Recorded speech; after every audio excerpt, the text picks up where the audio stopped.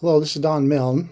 I'm making this recording for people who want to possibly help with the database work on the Arlington National Cemetery project. This is an update of a video I made earlier for those people that have already been working on this. So it's going to be pretty much the same if you've already seen the previous version. There's not that much that's changed, but if you're new and you're interested in learning about how the database work goes, then go ahead and watch this video. We're calling the database phase 1, phase 2 being where the database is completed and we have writers assigned to write the stories.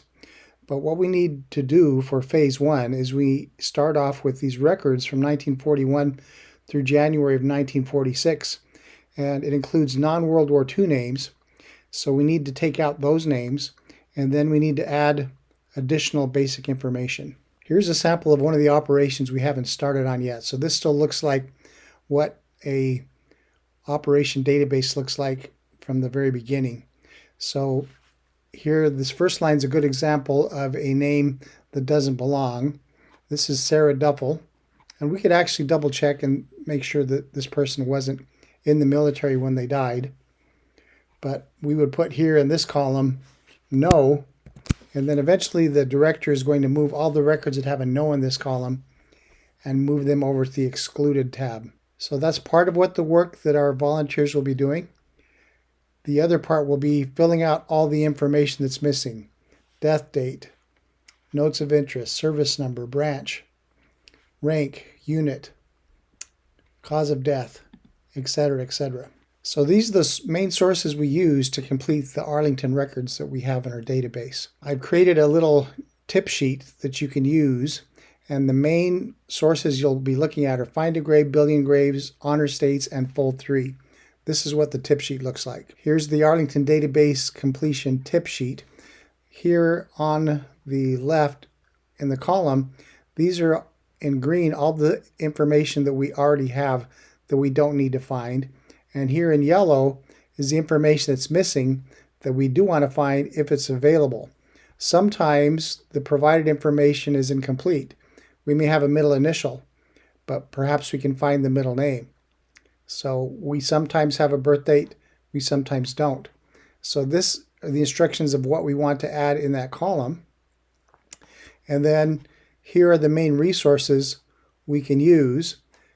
And try them in this order because this is the most likely. If not that one, try this one. If not that, try this, etc. So Find a Grave, if you're looking for a middle name, is the most likely source. If not, then go in this order. And it's usually that order for most things, but a few things it's different. So cause of death, you're not going to find that on Billion Graves. If you don't find it on Find a Grave, you may find it on Honor States.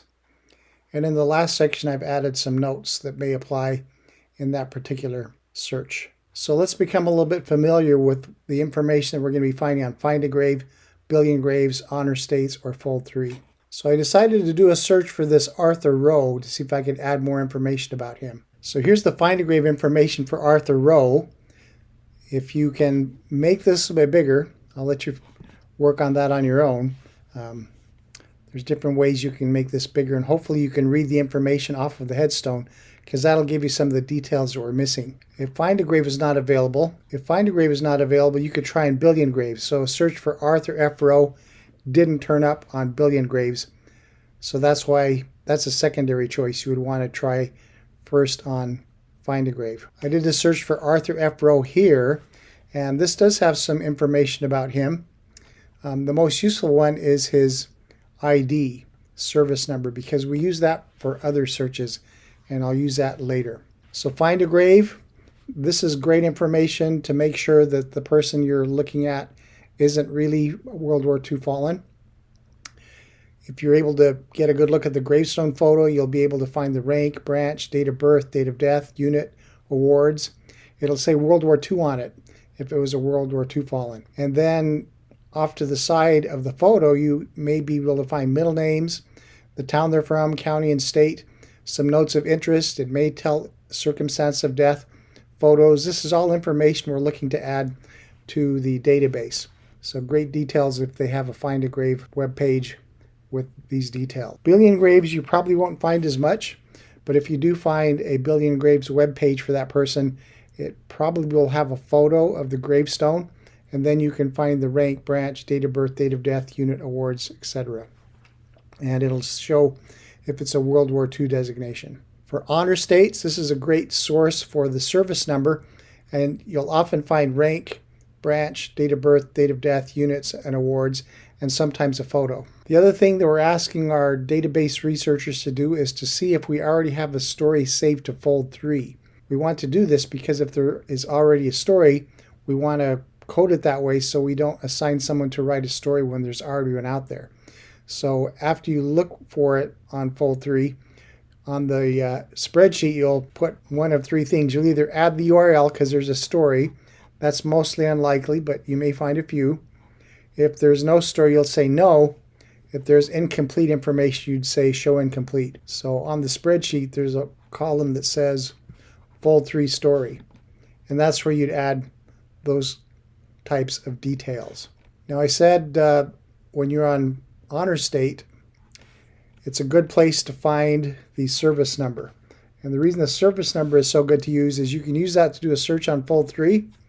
And if you do a search for the service number and then click the box that says memorial, it'll show if a memorial is already there. So there happens to be a memorial for Arthur F. Rowe already on fold 3. But if we look at it and look under stories, there's no story there. So we wouldn't even show it's incomplete. There's just nothing there. An incomplete would be a case where maybe someone copied over one citation for a medal, or maybe they copied over a newspaper article, but that's not a story. That's just part of a story. So if it's incomplete, we still want to assign someone to write a story. And I wanted to show you one other thing. Sometimes you won't find a grave or a billion grave or an honor state. And even if you do, sometimes it's fun just to do a Google search and see if you can find a little more detail about this person. So here's a sample of an individual by the name of Clyde Hewley Brown. I did a Google search for him. Fortunately, his middle name is quite unusual, so it makes it easier to narrow down.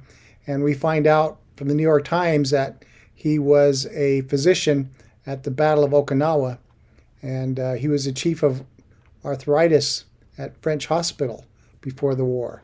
And we can tell from this link here that he attended Vanderbilt University.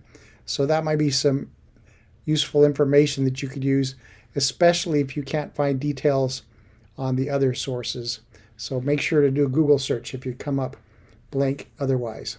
Another thing that will be a special case if you happen to be working on a group grave is always look and see if there's a name on the headstone that is not in the database.